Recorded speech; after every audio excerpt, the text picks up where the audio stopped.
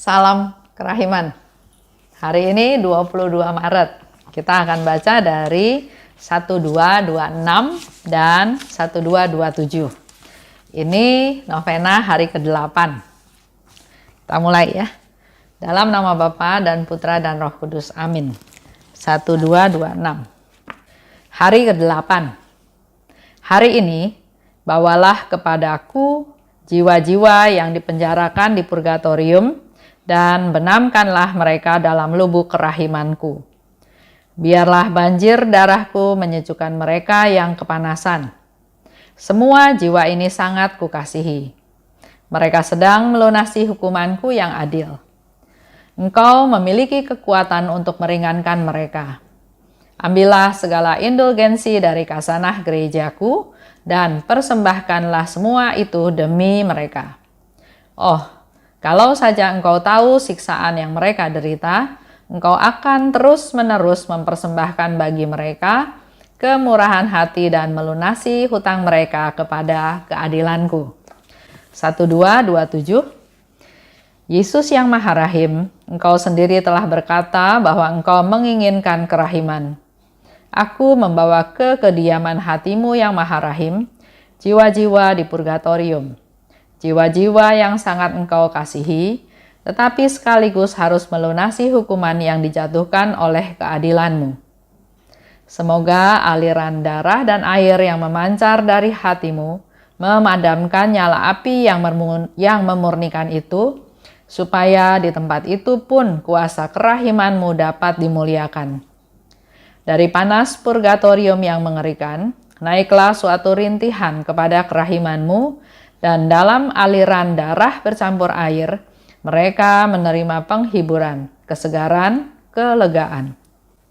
Bapa yang kekal, arahkanlah tatapan matamu kepada jiwa-jiwa yang menderita di purgatorium, yang direngkuh dalam hati Yesus yang Maha Rahim. Berkat sengsara putramu yang pedih dan demi semua kepahitan yang melanda jiwa Yesus yang Maha Kudus, aku mohon kepadamu, sudilah menyatakan kerahimanmu kepada jiwa-jiwa yang sedang engkau pandang dengan matamu yang adil. Pandanglah mereka hanya melalui luka-luka Yesus putramu yang terkasih. Karena kami sungguh percaya bahwa di sini tidak ada batas untuk kebaikan dan kemurahan-Mu. Hari ini hari ke-8. Hari ini bawalah kepadaku. Yesus minta kita hari ini spesial membawa jiwa-jiwa yang dipenjarakan di purgatorium. Jadi perhatian Yesus bukan hanya untuk kita-kita manusia yang masih hidup, tapi juga Dia memperhatikan setiap jiwa, termasuk jiwa yang sudah meninggal. Dia katakan bawalah jiwa-jiwa yang ada di purgatorium dan benamkanlah mereka dalam lubuk kerahimanku. Itu yang menjadi tugas kita. Bawa dan benamkan. Jiwa-jiwa di purgatorium. Sering kita mendengar dari cerita atau dari sharing atau dari buku. Jiwa-jiwa di purgatorium itu ada suasana kepanasan. Ada dalam siksaan.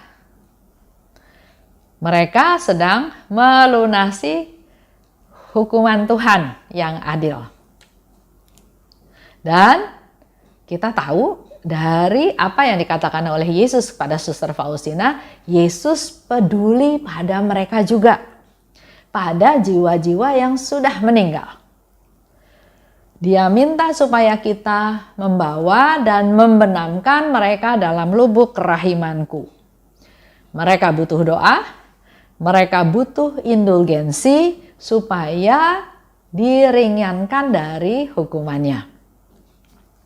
Kalau kita baca buku diary yang lain, nomor yang lain, di nomor 20 Bapak Ibu bisa baca dengan sangat teliti di mana di sana Yesus memperlihatkan atau Suster Faustina dibawa oleh malaikat pelindungnya ke satu tempat yang disebut berkabut.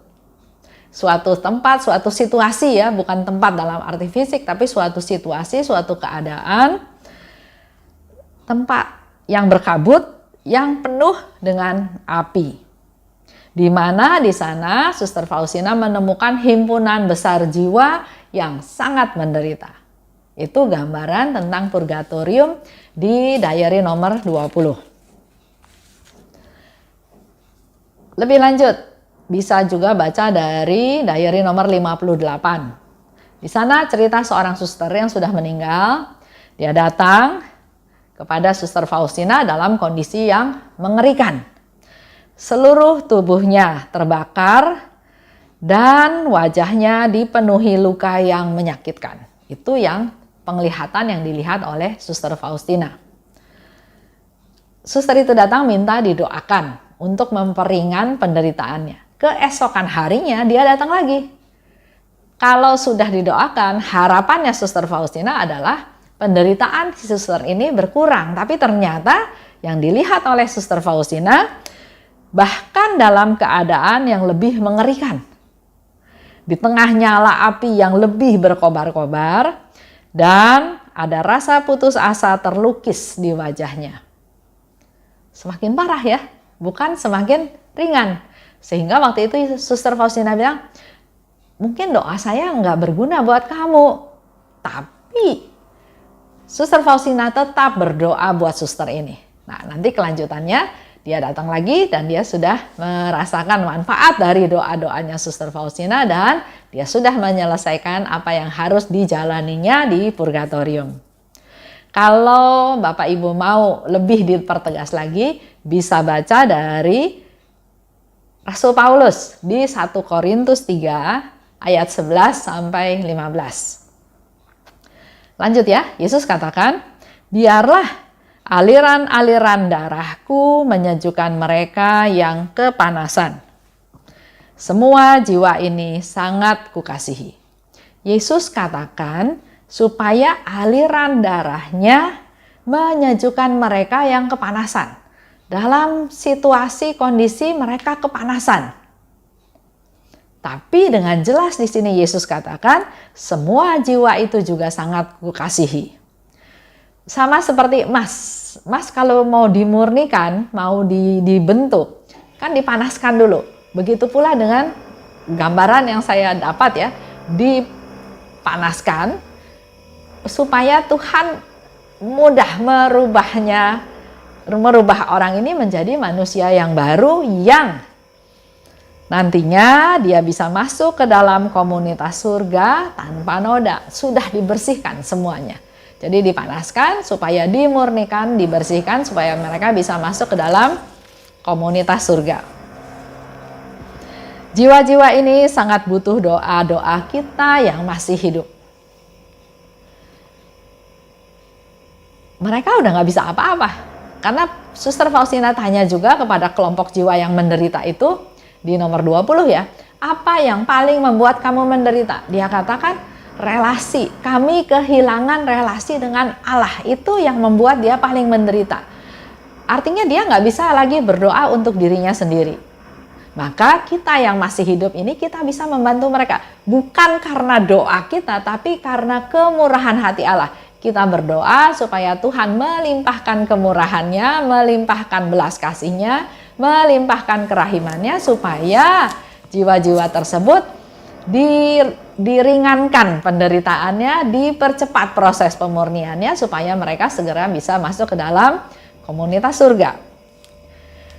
Dikatakan lebih lanjut ya, yang kita tahu gereja sejak zaman dulu membawakan doa-doa dan ekaristi untuk mereka. Kita tahu setiap 2 November ada misa arwah. Kita berdoa untuk para leluhur kita, untuk orang-orang yang membutuhkan doa, yang kita doakan, orang-orang yang kita kasihi, bahkan juga orang-orang atau musuh-musuh kita ya yang sudah meninggal. Kita perlu berdoa buat mereka karena hanya kita yang bisa membantu mereka. Mereka udah gak bisa apa-apa. Kita berdoa supaya mereka disucikan, dan supaya mereka dapat memandang Allah dalam kebahagiaan, supaya prosesnya dipercepat. Dan tadi saya katakan juga hanya kerahiman Tuhan yang bisa menyejukkan mereka. Jadi bukan doa kita yang penuh kuasa, tapi kita berdoa pada Tuhan supaya Tuhan melimpahkan kerahimannya untuk orang-orang tersebut. Yesus minta kepada Suster Faustina ada dua hal. Satu, mohon indulgensi untuk mereka. Yang kedua, selain dikatakan di diary ini yang kita bahas ya, permohonan Yesus kepada Suster Faustina berdoa untuk mereka, untuk minta indulgensi untuk mereka juga ada di diary nomor 346. Dan yang kedua, masuklah sering-sering ke purgatorium, karena mereka membutuhkan engkau di sana. Itu ada di 1738. Kita tahu juga ya di diary nomor 20, waktu Suster Faustina diajak malaikat pelindungnya ke purgatorium, dia juga di sana melihat Bunda Maria sedang menghibur jiwa-jiwa yang ada di sana. Dan jiwa-jiwa itu menyebut Bunda Maria bintang samudra. Jadi memang jiwa-jiwa yang ada di purgatorium sangat membutuhkan peran kita. Kalau Yesus katakan kepada Suster Faustina, sering-seringlah masuk ke purgatorium. Sering-seringlah kita peduli pada jiwa-jiwa yang di purgatorium. Berdoa buat mereka. Mereka sedang melunasi hukumanku yang adil. Mereka punya utang. Maka utangnya itu harus dilunasi.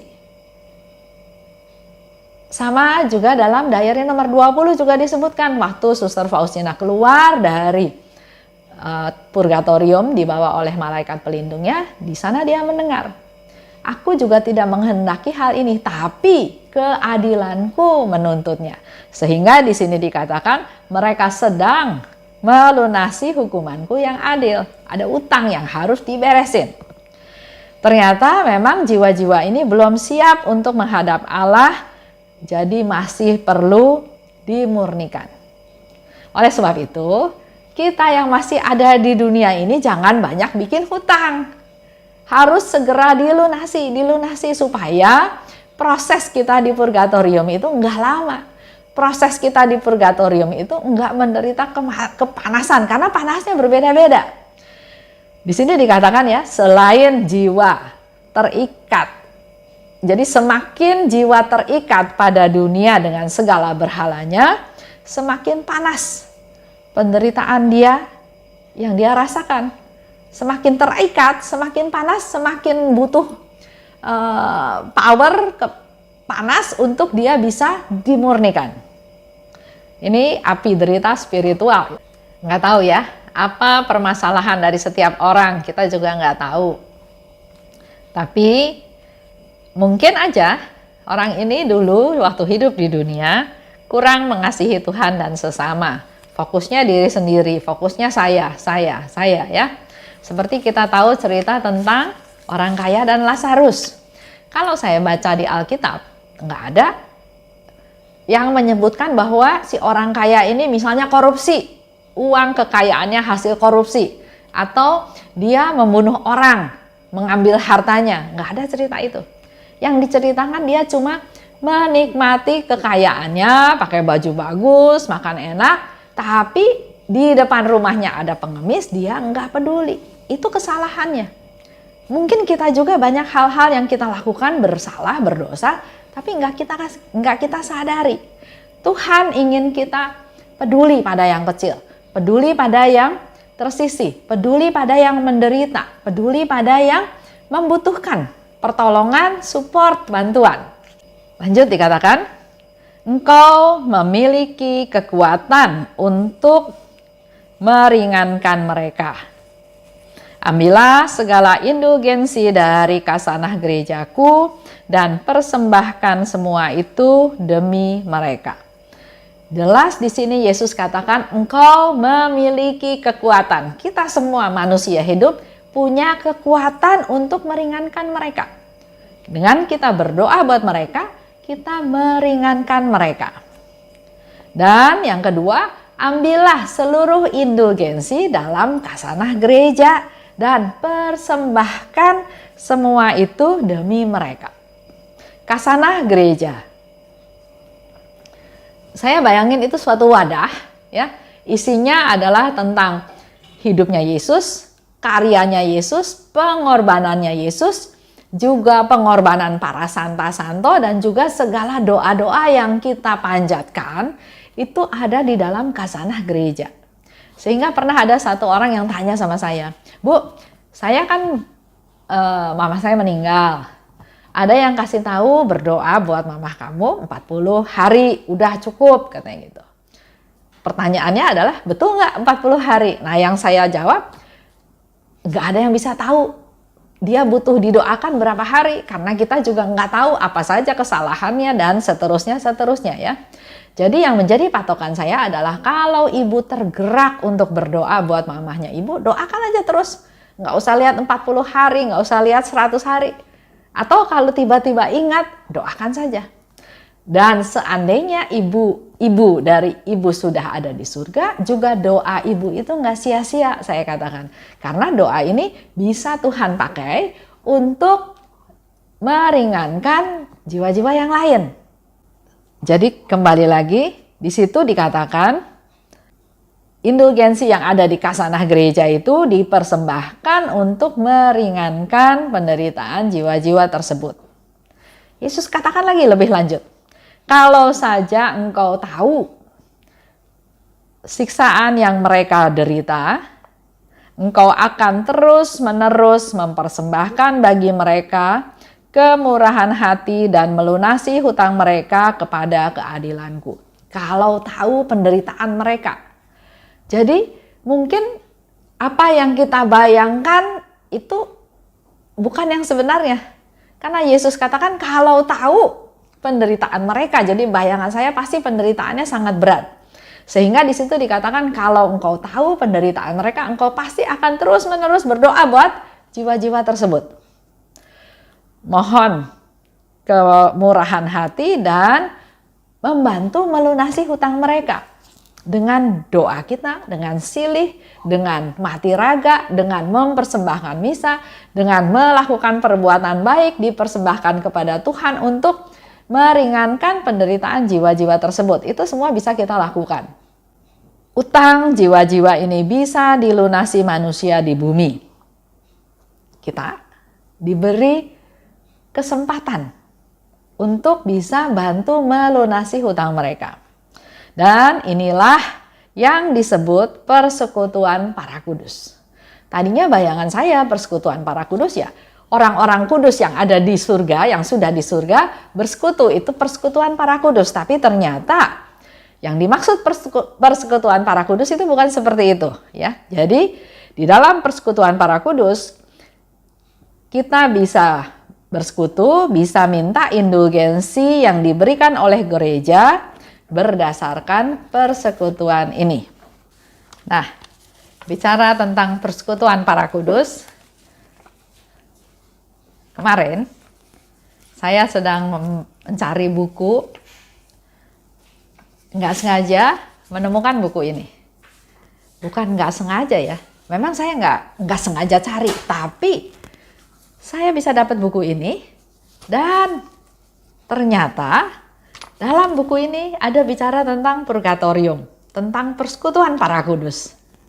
Buku ini dibuat oleh Pak Stephen Lex. Dari nomor 1 sampai nomor 57 kalau nggak salah ya. Kayaknya setelah itu udah nggak ada lagi bukunya. Dan anehnya dari sekian banyak buku, saya ambil nomor 13. Nomor 13 itu dibuat pada bulan November tahun 2003. Bukunya bagus sekali. Kalau Bapak Ibu punya koleksi buku ini, baca lagi. Nggak ada yang out of date, semuanya masih up to date. Lanjut ya, coba saya baca di sini. Penjelasan singkat tentang purgatorium. Purgatorium itu adalah suatu keadaan penyucian, pemurnian, yang setelah kematian dialami oleh suatu jiwa manusia yang tidak cukup suci untuk langsung menikmati kebahagiaan kekal.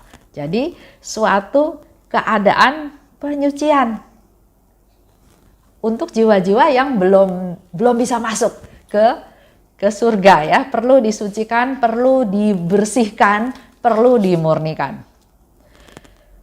Bisa juga dikatakan suatu keadaan pembersihan katanya ya. Lebih lanjut dikatakan lagi bahwa ini bisa juga dianggap sebagai tahap terakhir dalam proses pemurnian pada perjalanan kepada Allah. Itu ada di halaman 458 di buku informasi dan referensi. Nah, kaitannya dengan persekutuan para kudus. Persekutuan para kudus yang mencakup penghuni surga dan bumi. Itu ada di Katekismus Gereja Katolik nomor 954. Jadi persekutuan para kudus itu bukan para kudus-kudus yang ada di surga, tapi persekutuan antara kita yang masih ada di bumi dan juga yang ada di surga. 2, enggak, ternyata 3, ada 3 kelompok ya. Pertama, orang yang masih mengembara di dunia, yaitu kita semua. Yang kedua ada kelompok jiwa yang sudah meninggal tapi mengalami proses penyucian, yaitu yang ada di purgatorium dan dia sudah tidak bisa apa-apa lagi untuk diri mereka sendiri. Dan kelompok ketiga adalah kelompok yang sudah menikmati kemuliaan sambil memandang dengan jelas Allah Tritunggal. Ya, jadi ada 3 kelompok jiwa. Nah, bagaimana hubungan dari 3 kelompok ini?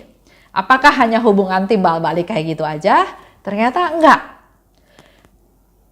Persekutuan ini mencakup juga pertolongan dari pihak mereka yang sudah sampai ke tahap kasih yang sempurna di surga.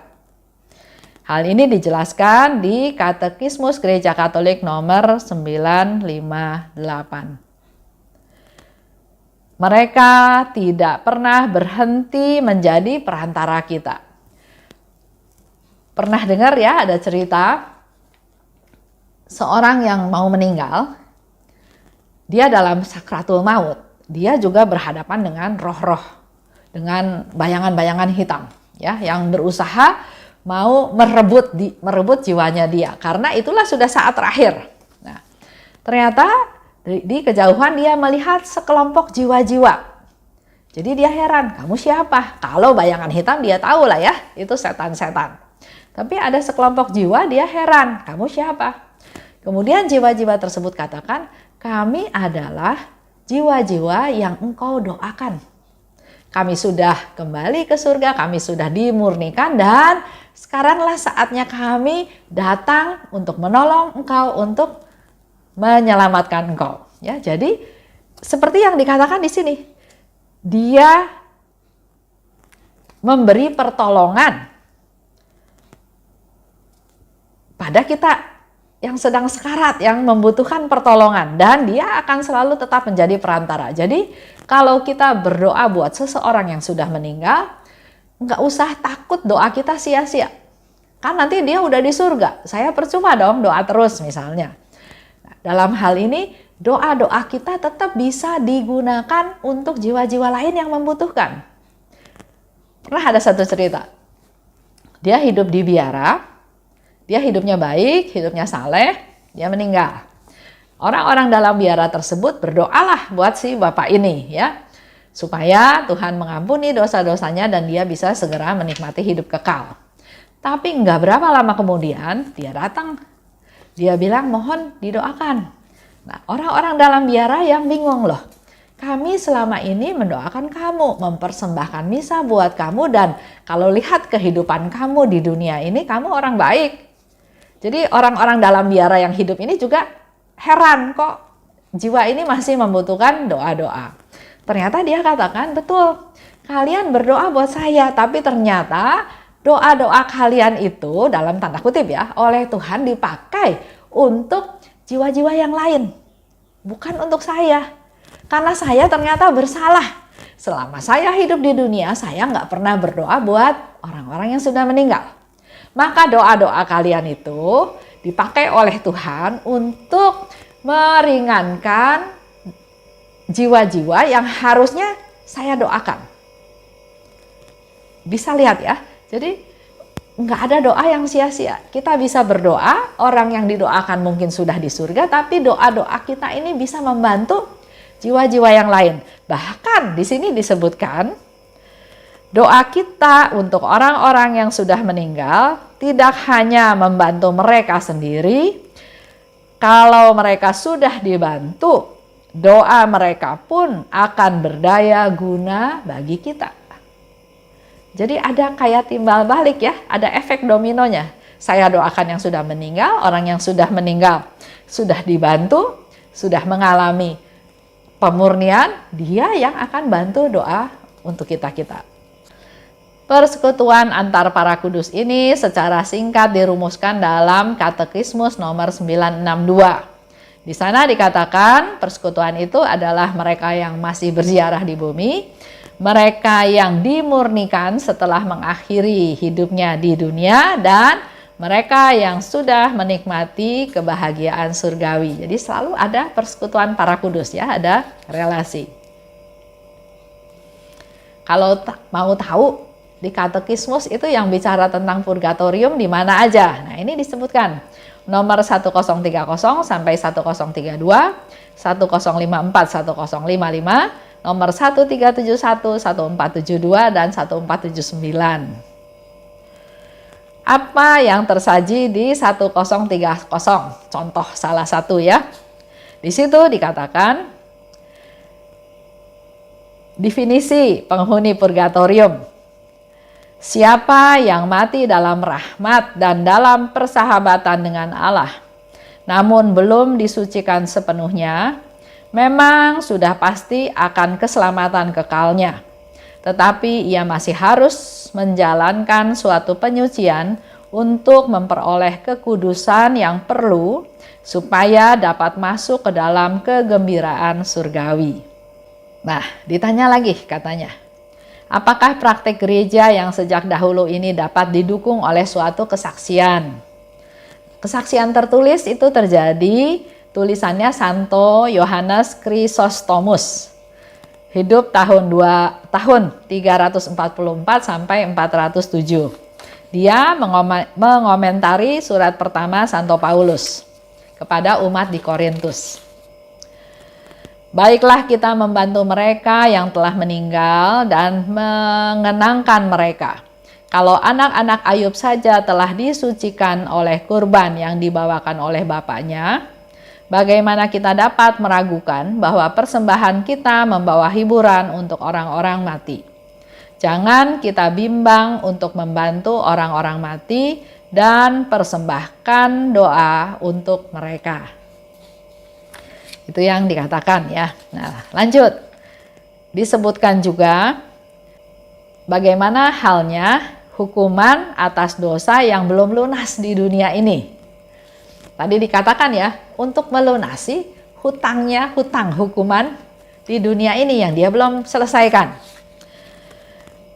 Absolusi dalam pengakuan dosa menghapuskan dosa, namun tidak mengatasi semua ketidakadilan yang disebabkan oleh dosa.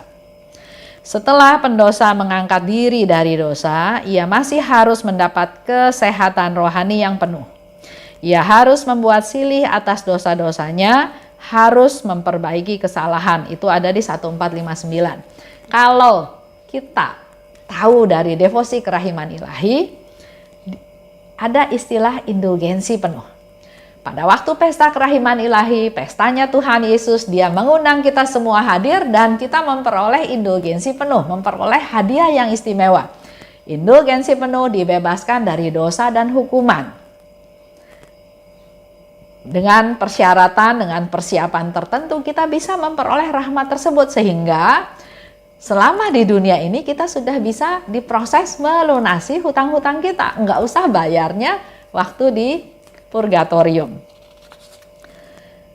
Kalau manusia yang sudah diampuni tidak mengadakan silih secukupnya atas dosanya selama ia hidup di bumi, maka ia akan terpaksa menjalaninya di purgatorium. Nah, dengan kita ikut pesta kerahiman, dibebaskan dari dosa dan hukuman, artinya utang-utang kita udah lunas. Sehingga nggak usah kita beresin di purgatorium, tapi memang kita kan manusia berdosa, gampang sekali jatuh dalam dosa. Sehingga proses memperoleh indulgensi penuh itu mari kita lakukan setiap tahun. Utang selama 1 tahun dibereskan dalam pesta kerahiman, kita berusaha hidup lebih baik, tapi seandainya berdosa lagi, kita menerima lagi indulgensi pada pesta kerahiman. Jadi Berbahagialah kita yang tahu bagaimana caranya Tuhan memberikan indulgensi penuh buat kita-kita semua. Apakah jiwa manusia yang belum siap menghadap Allah memilih purgatorium sendiri? Jiwa-jiwa itu masuk ke purgatorium dipaksa masuk atau dia mau sendiri? Ternyata di sini dikatakan, demikianlah pendapat para teolog, setiap jiwa yang tidak cukup kudus mengambil keputusannya sendiri. Ia tidak merasa layak masuk surga selama relasinya dengan Allah masih terganggu. Jadi itu keinginannya dia, karena dia merasa tidak layak, merasa tidak pantas, maka dia masuk ke dalam purgatorium untuk dimurnikan. Mau nggak orang yang sudah di purgatorium kembali lagi ke bumi? Nggak ada yang mau. Karena kalau sudah di purgatorium, dia sudah pegang tiket ke surga. Hanya di dalam purgatorium mereka diproses untuk dimurnikan. Beda sama kita yang masih ada di dunia. Kita belum mati, belum tentu masuk purgatorium. Oleh sebab itu, mari kita berbuat baik, melaksanakan perintah Tuhan. Apa yang Tuhan harapkan dari kita, kita lakukan supaya perjalanan kita menuju kepada kehidupan kekal juga semakin lancar. Itu aja. Oh, satu lagi yang lebih penting, ini yang menurut saya penting. Dosa-dosa manakah yang dipandang sebagai penyebab utama jiwa-jiwa di purgatorium belum merasa layak menghadap Allah? Segala dosa. Dosa itu melawan kasih. Tapi terutama dosa kebencian, kekerasan hati, permusuhan, kutukan, dan makian. Sebaliknya, mari kita belajar rendah hati dan terendah hati, supaya kita tidak masuk ke dalam purgatorium dengan siksaan yang menakutkan. Ini buku bagus. Jadi kalau Bapak Ibu baca, udah punya, baca lagi. Semuanya masih ada gunanya. Itu aja yang saya mau sampaikan hari ini. Salam kerahiman.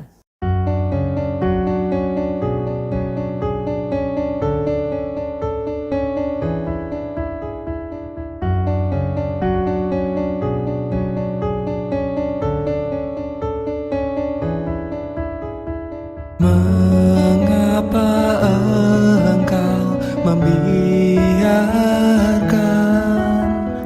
banyak dosa dan kejahatan? Mengapa engkau tidak menghukumnya?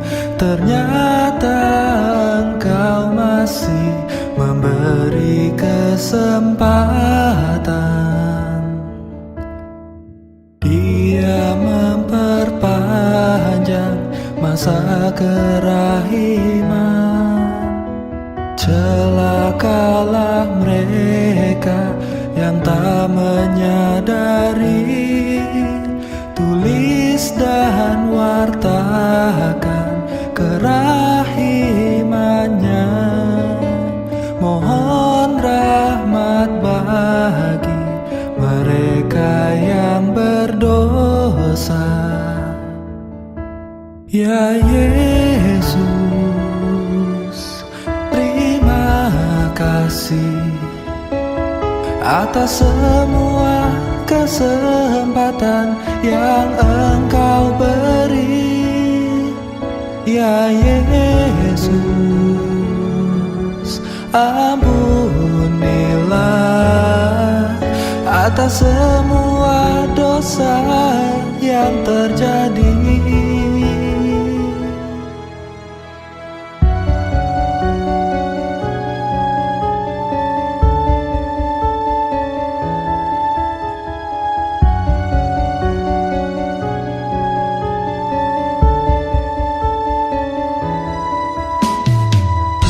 Mengapa engkau membiarkan banyak dosa dan kejahatan? Mengapa engkau tidak menghukumnya?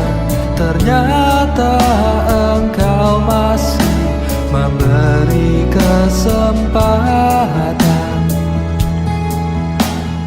Dia memperpanjang masa kerahiman. Celakalah mereka yang tak menyadari. Tulis dan wartakan kerahimannya. Mohon rahmat bagi mereka yang berdosa. Ya Yesus, terima kasih atas semua kesempatan yang Engkau beri. Ya Yesus, ampunilah atas semua dosa yang terjadi. Ya Yesus, terima kasih atas semua kesempatan yang Engkau beri. Ya Yesus, ampunilah atas semua dosa yang terjadi.